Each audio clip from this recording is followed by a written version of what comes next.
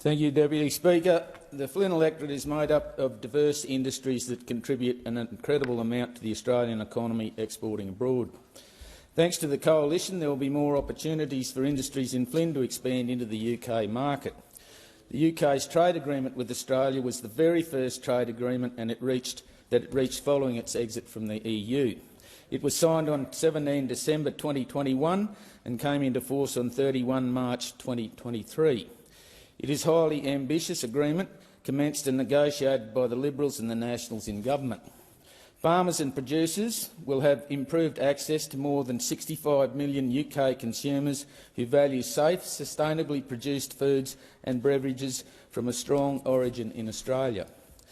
There are few benefits for the industries in my electorate of Flynn. Roughly half of Australia's cattle population live in Queensland, and roughly 1/3 of that is in central Queensland. For beef, a tariff-free quota of 35,000 tonnes at entry into force will expand to 110,000 tonnes in Year 10. Tariffs on beef will be eliminated after 10 years. Bundaberg and the North Burnet's rich red soil, abundant rivers and surrounding seas are the source of never-ending seasonal and varied produce, growing 25% of Australia's fresh food produce. For horticulture, elimination of tariffs on most fruits and vegetables on EIF, with tariffs and other products of Australian export interest eliminated over 3 years and all remaining tariffs eliminated over the next 7 years. In 2021, the sugar industry spent and generated $72 million and employed 520 people in the Flynn electorate, according to the Australian Sugar Milling Council. In my neighbouring seat of Hinkler, the sugar industry over the same period a total impact of $615 million and employed over 3,000 people. For sugar, a current tariff-free quota of 80,000 tonnes at entry into force will expand to 220,000 tonnes by October 2030, and then it will be eliminated. According to the Queensland Farmers Federation, Queensland milks 150,000 cows on approximately 430 farms located throughout south-east Queensland, the Darling Downs, Wide Bay and central Queensland around Monto, Rockhampton, Yalunga and far north Queensland near the Atherton Tableland. For dairy, elimination of tariffs over 5 years with immediate access to duty-free quotas for dairy produce during the transition period.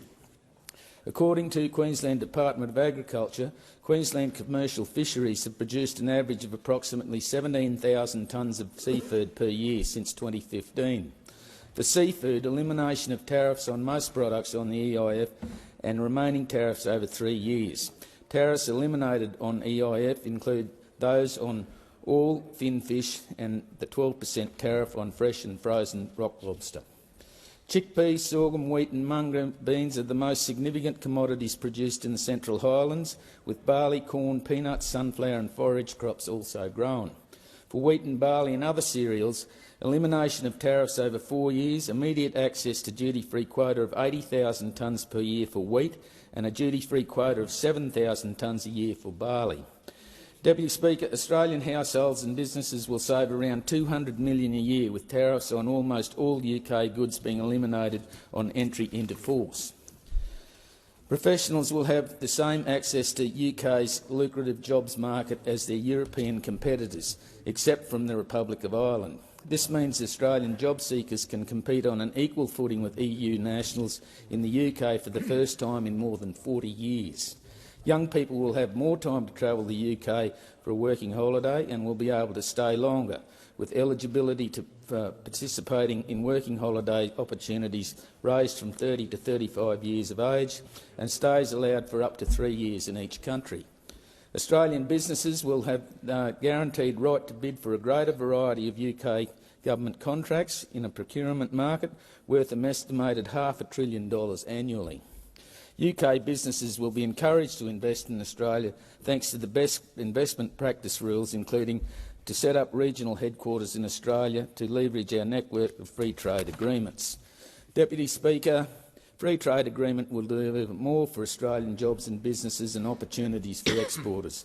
Australian producers and farmers will receive a significant boost by getting greater access to the UK market, which is welcome in the electorate of Flynn. I thank